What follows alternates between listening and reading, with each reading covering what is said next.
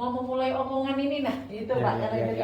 Ini kalau saya mau ngomong tentang travel ini nih, gimana cara saya memulai pertama kali dengan orang gitu, membuka omongannya itu seperti apa? Yang pertama, timbulkan masalah. Jadi kita harus cari masalah dulu. Kalau mau ngomong sama orang, Bu, Pian sudah pernah pulang umroh kah? Sudah. Timbulkan masalah, berarti yang harus kita tahu hari ini adalah masalah di umroh itu rata-rata seperti apa. Cari tahu dulu. Kalau tidak tahu, maka buat masalahnya. Jadi harus kita menimbulkan masalah. Seperti apa menimbulkan masalahnya itu? Yang umroh kemarin tahulah yang namanya multajam. Karena ternyata banyak yang tidak tahu multajam itu yang mana. Berdoa di multajam itu seperti apa, tahulah Pian. Ini rata-rata orang tidak tahu. Bahkan kemarin itu ketika ada yang beliau itu nasabah Alka, ketika saya melakukan konseling, beliau cerita tentang umroh. Ibu tahu multajam nggak? Nggak tahu. 2 kali umroh dan beliau tidak tahu multajam itu yang mana. Bahkan ada yang menyebut multajam itu pintunya Baitullah.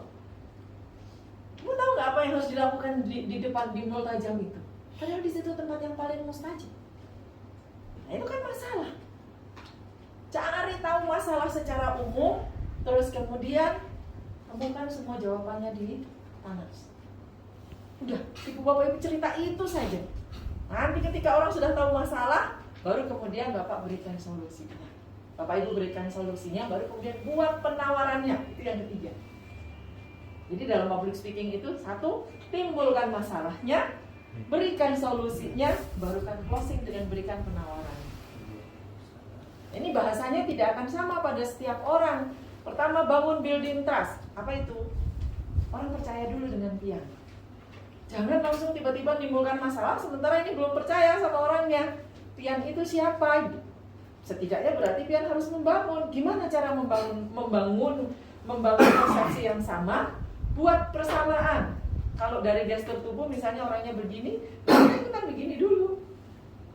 Samakan persepsi, samakan gestur tubuh kita, baru kemudian ngobrol. Kalau orang baru, kita harus cari persamaan dengan orang itu. Bapak dari mana? Dari Jawa. Oh, Jawa mana Pak? Saya juga Jawa. Itu sudah langsung klop nyambung. Di mana Pian tinggal Pak? Di Banjar juga kan? Kalau lain Jawa jangan aku jawab ya. Kenapa Pak? Kalau lain kita Jawa jangan aku Jawa ya. Cari persamaan. Jadi sebelum ketemu orang kita harus cari dulu yang pasti sama itu. Di mana Pian tinggal Pak? Banjar kah? Oh, sama kita di Banjar. Otomatis sudah langsung. Jadi kita harus nyari yang bisa sama dengan orang itu. Dengan posisi kita adalah niatnya adalah untuk mau dakwah, tidak untuk niat closing. Niatnya ingin menyampaikan ada satu kebaikan yang harus sampai kepada orang itu. Niat dulu harus dibenerin. Kalau niatnya mau closing, aduh lagi punya target, mundur jangan maju, pesan saya. Kalau lagi pengen banget, aduh ini nggak closing, pengen closing, jangan prospek. Kecil kemungkinan untuk bisa diterima orang karena kita nggak bicara dari hati, kita sedang memanfaatkan orang lain. Jadi harus benar-benar dibersihkan dan jangan lupa sholat. Ya, ketika kita mau ketemu dengan orang, kita lakukan sholat mutlak. Ketika kita mau melakukan untuk Allah, lakukan sholat mutlak. Dan itu insya Allah nanti, walaupun tidak closing, ada nilai besar di hadapan. Insya Allah. Ya. Ada satu lagi Umi yang paling kuat kalau mau presentasinya berhasil.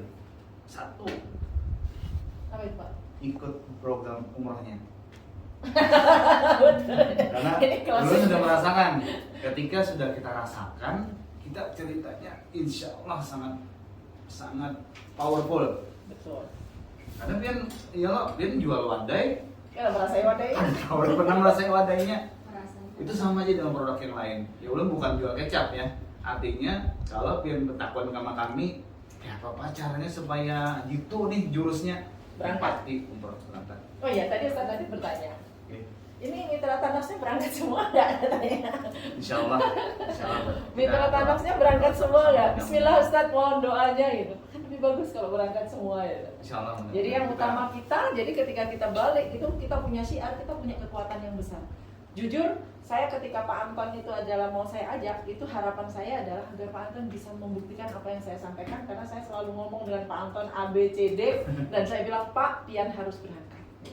Karena saya mau Pak Anton merasakan dan membuktikan apa yang saya sampaikan. Masya Allah, Nah, ternyata memang Allah pilih beliau untuk menjadi syiar di Allah Banjarmasin. hal yang paling berkah kemarin waktu lo merasakan tuh lo berangkat bersama KRM kemarin. Masya Allah. Padahal beliau itu adalah orang terakhir. Jadi di KRM kemarin itu 45 orang, itu ada orang tuh satu keluarga 5 mundur. Habis itu maju lagi 2, mundur lagi, sisa 2 orang, dan itu bongkar pasang, udah bayar DP.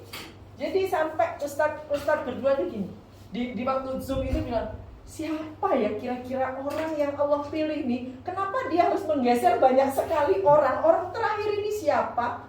Dan ada rahasia apa di balik orang terakhir ini yang akan menutup di program umroh kita? Nanti ya kita tanya kepada beliau apa rahasianya sehingga beliau menggeser begitu banyak orang. Dan tahu nggak? Begitu sudah selesai umroh, kami belum menemukan jawabannya. Jadi ketika berangkat kami belum nemu jawabannya. Mau balik ke tanah air, kok Ustadz juga nggak jelasin. Bunda Leli itu termasuk yang nanya. Ustadz Daus, katanya mau ditanya tuh ke Pak Anton orang terakhir, apa sih rahasianya sampai beliau adalah orang terakhir yang menggeser semua orang banyak sekali. Ustadz Daus nggak bisa memberi jawaban, saya nggak bisa memberi jawaban, Ustadz Natib nggak bisa memberi jawaban, dan jawabannya adalah hari ini. Masya Allah.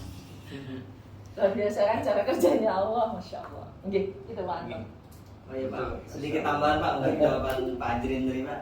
Iya. Jadi kalau ulun kan berjualan isi toko pakaian nih, ya Pak. Iya.